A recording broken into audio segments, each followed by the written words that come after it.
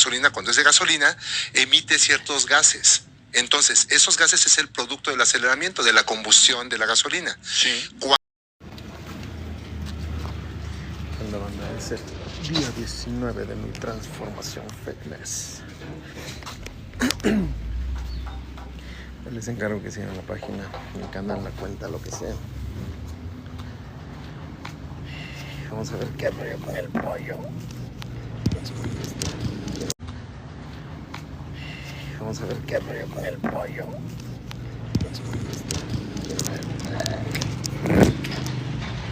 Ahí está.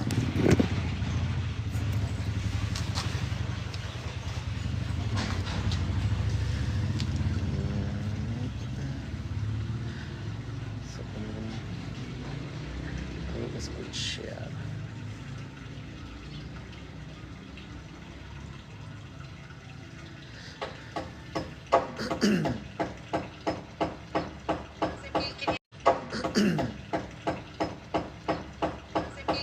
Personas hispanohablantes que han podido trabajar.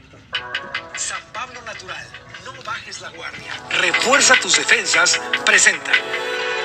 De hecho, cuando una persona toma 2 medicamentos o más, es propensa a la inflamación, porque estás inflamando al intestino. Hablamos aquí de las grasas trans hace tiempo que se habían supuestamente prohibido en México, en otros países de América Latina, pero yo todavía agarré unas papas fritas y leí la etiqueta hace unos días, claro, y ahí decía grasas trans. El 90% de nuestros genes son de origen bacteriano. O sea que nosotros somos producto de la evolución de las bacterias. 50% de las muertes son atribuibles a enfermedades que empiezan por la inflamación. Claro, y el gran problema es que hemos abandonado la nutrición más elemental, sí, por lo procesado. O es un médico de esos que les encanta pastillas, te estás haciendo un daño enorme a tu intestino, sí, y ahí empieza la inflamación. El ser humano tiene que inflamarse para poder sobrevivir. O sea, la inflamación no es un enemigo, es un proceso necesario. Y totalmente, hasta para pensar necesitas inflamarte.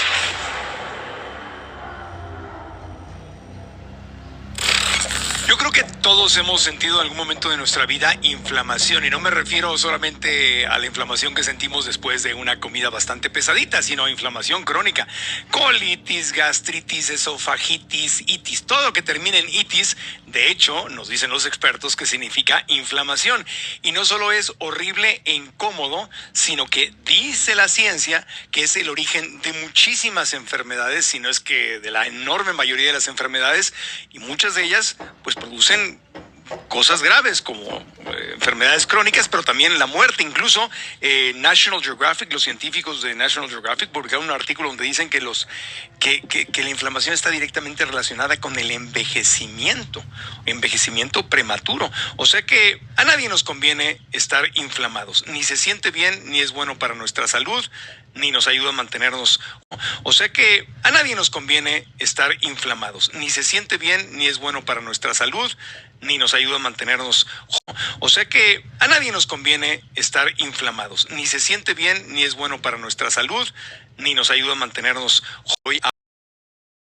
Y la provoca, que es lo que sucede, porque tanta gente sufre de esta inflamación crónica, podemos prevenirla. Hay alimentos que nos pueden ayudar a prevenir la inflamación. Hay alimentos que nos conviene evitar por completo porque nos inflaman. Entonces, bueno, y algunos otros tips que nos pueda dar el doctor Fernando Leal, que es médico y doctor en nutrición egresado de la Universidad de Anáhuac, que a través de su práctica privada, la docencia, la investigación científica, ha logrado transmitir y enseñar a miles y miles de personas la importancia de una información saludable, y viene hoy para darnos el ABC de la inflamación, sus riesgos, su cura, sus prevenciones, si es que se puede prevenir.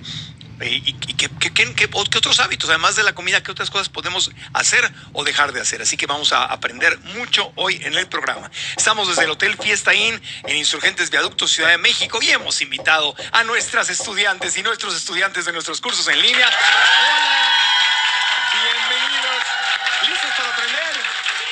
Entonces, comenzamos. Episodio 323. De Marco Antonio Regil es una producción de RGL Entertainment y todos sus derechos están reservados.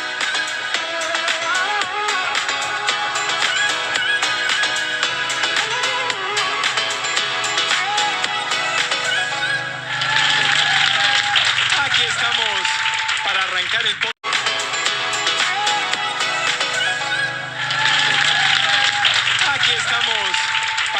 escuchar el podcast. Si te gusta nuestro contenido, inscríbete al canal y así cualquiera aplicaciones de podcast, suscríbete, activa campanita, deja comentarios abajo, todo eso nos ayuda muchísimo para crecer. Y bueno, le damos la bienvenida al doctor Fernando Leal. ¿Cómo estás, Fernando?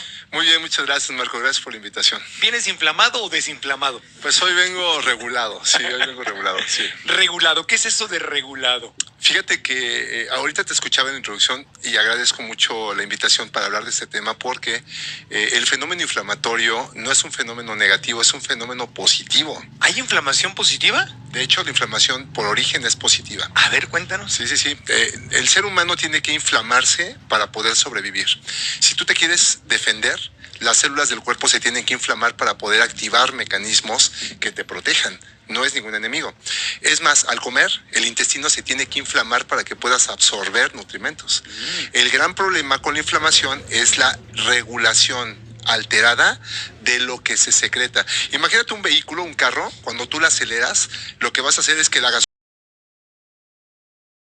gasolina, cuando es de gasolina, emite ciertos gases.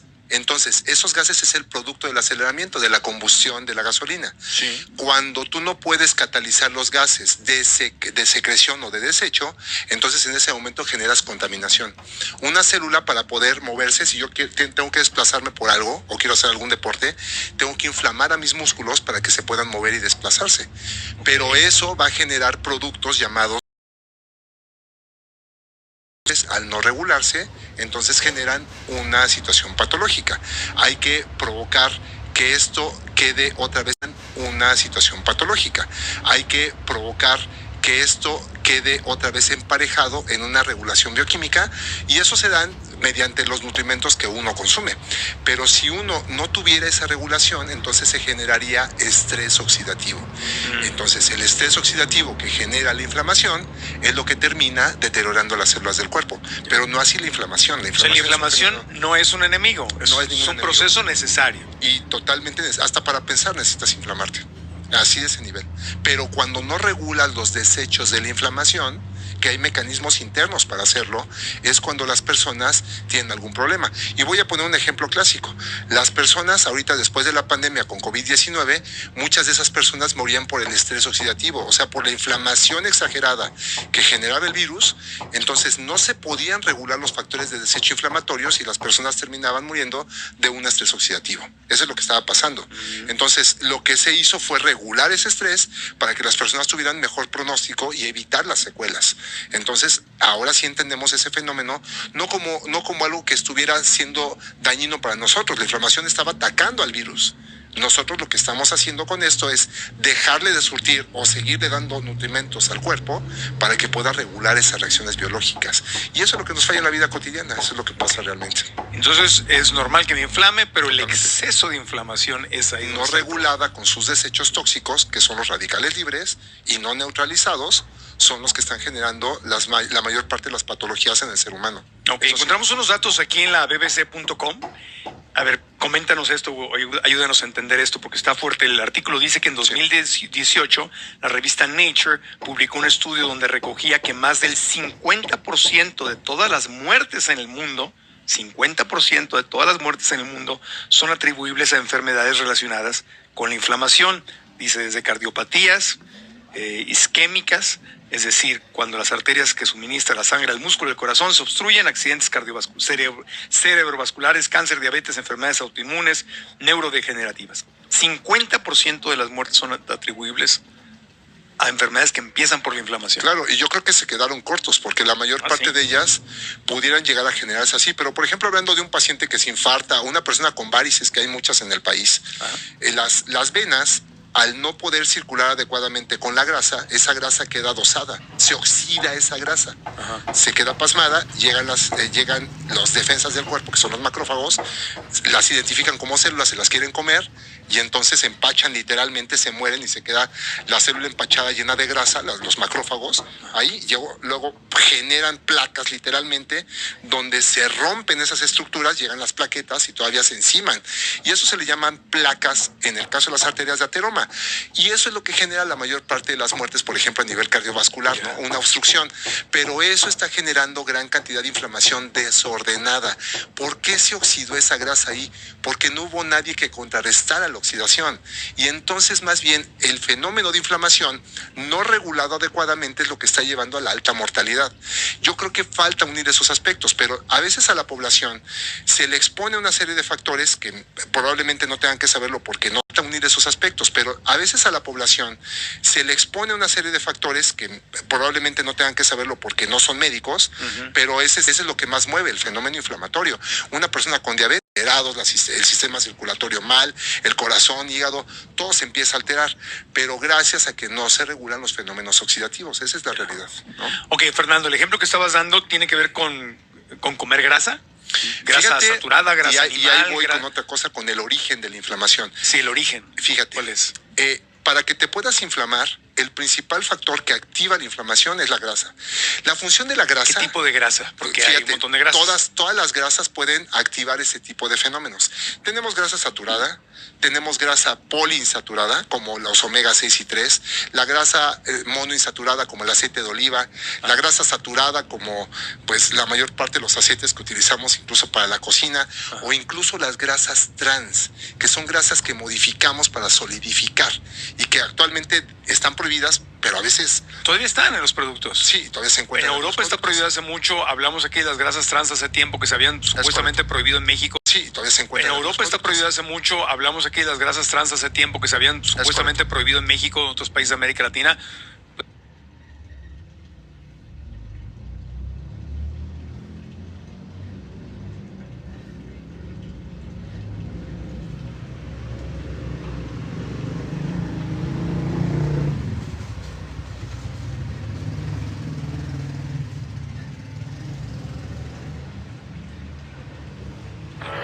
A veces me duele tanto un diente que no puedo poner atención. Los niños se burlan de mí porque dicen que me huele mal la boca.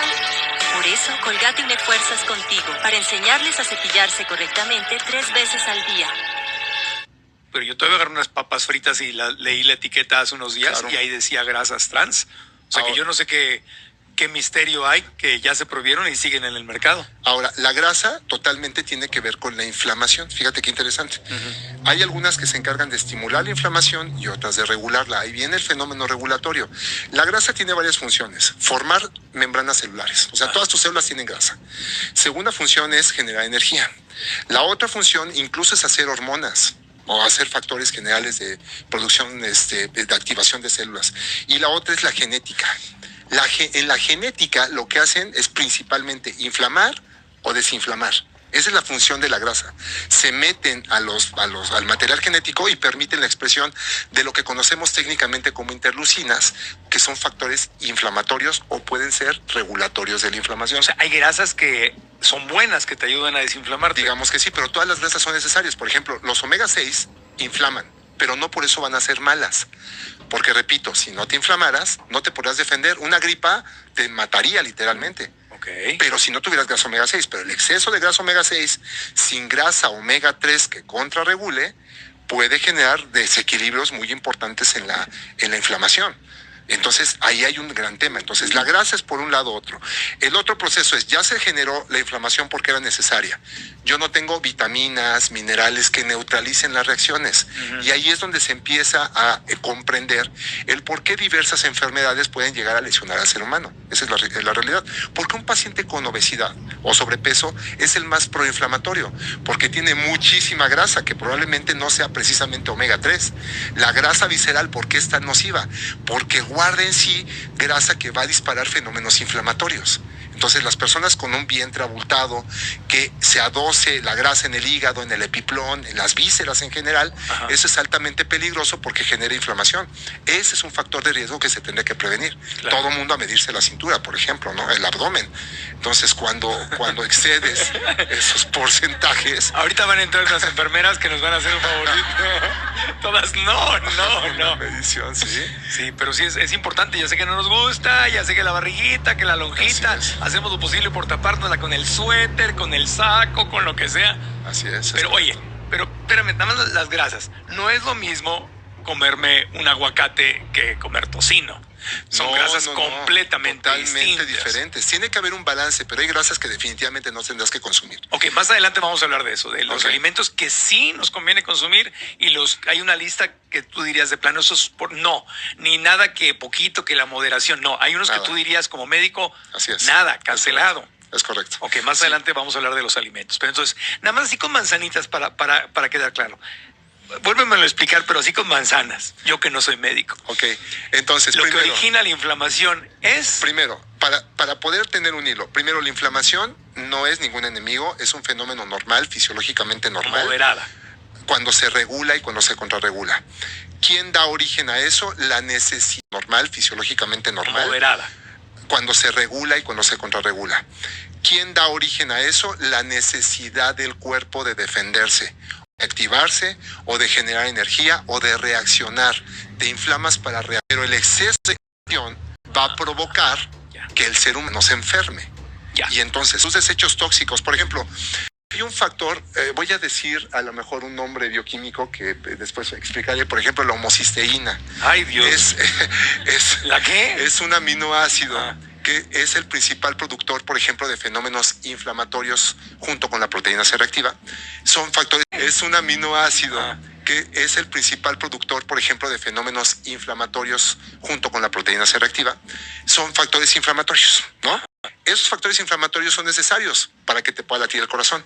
Pero si tú haces un coraje y esa homocisteína se mantiene mucho tiempo arriba y no la contrarregulas, puedes tener un infarto. ¿Y cómo se contrarregula? Ese es el aspecto cuerpo solito lo hace. importante. Entonces tenemos una serie de factores como las grasas que tienen que salir de las membranas para poder contrarregular. Una serie de factores como las grasas que tienen que salir de las membranas para poder contrarregularlo, y tenemos a las vitaminas del complejo B como la B9 y la B12 que hacen que se recicle, deje de provocar inflamación y vasoconstricción.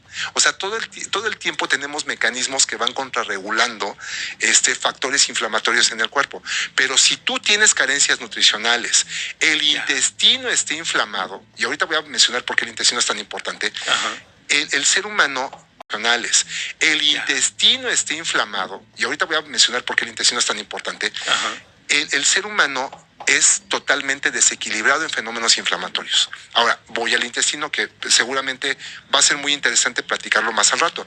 Sí. El intestino, su principal función, tiene 4 funciones importantes aparte de la digestión: regulación de la inflamación, regulación de la inmunidad, regulación del sistema nervioso, porque comunica, o hay un eje directamente entre el intestino y el cerebro que se comunica a todos los demás factores, y el último muy importante es la regulación del metabolismo.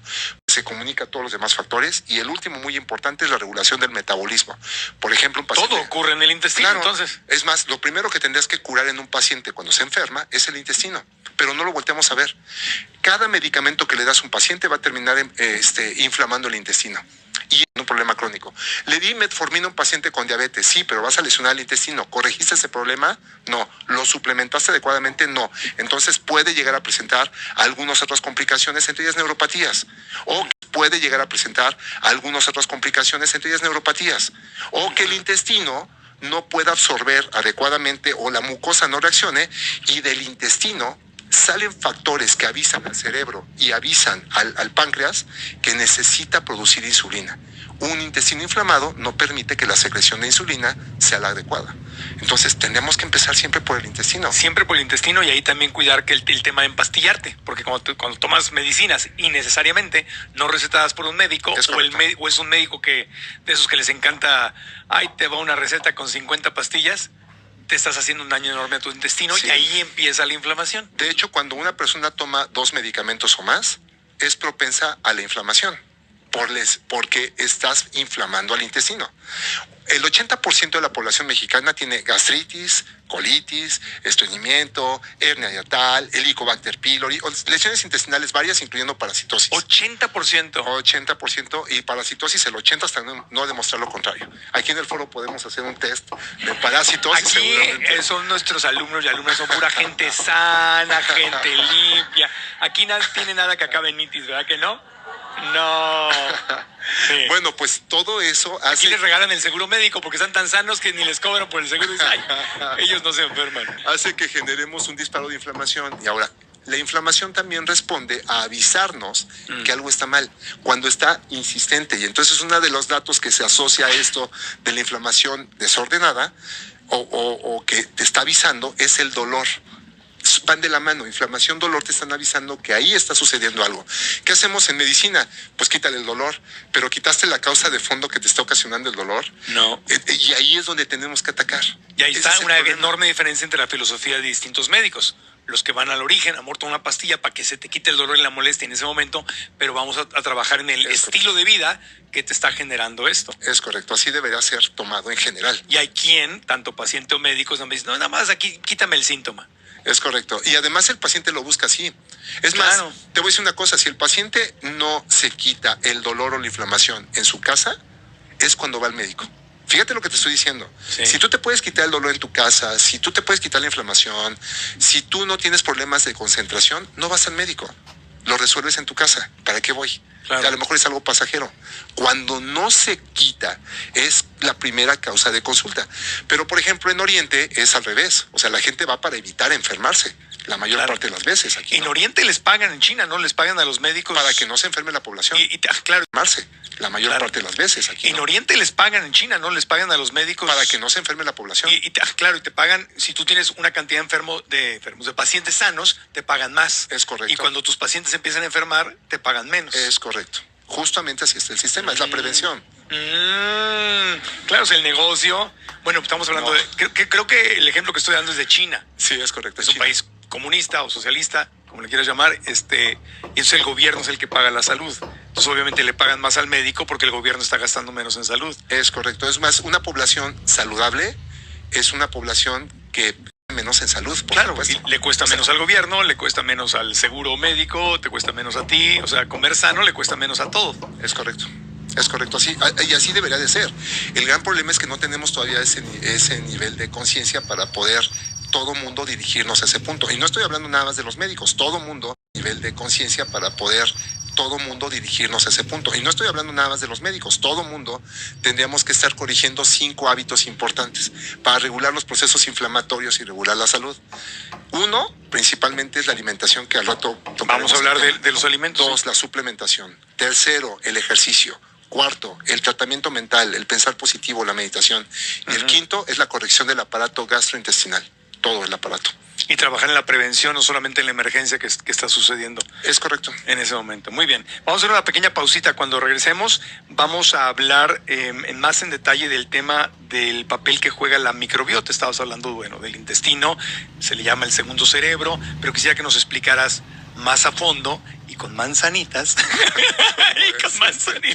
para que podamos entenderlo todos. ¿Cuál es el papel que juega la microbiota? ¿Cómo puedo saber si estoy inflamado o inflamada? ¿Es solamente una sensación? O sea, ¿se puede sentir que estoy inflamado o puedo no sentir que estoy inflamado o inflamada y sí estar teniendo algún tipo de inflamación? ¿Y cuáles son las consecuencias, una vez más, de vivir con inflamación? Ahí está lo de la conexión con el envejecimiento, pero ¿qué otras consecuencias tiene? Hacemos una pausita y continuamos en el podcast.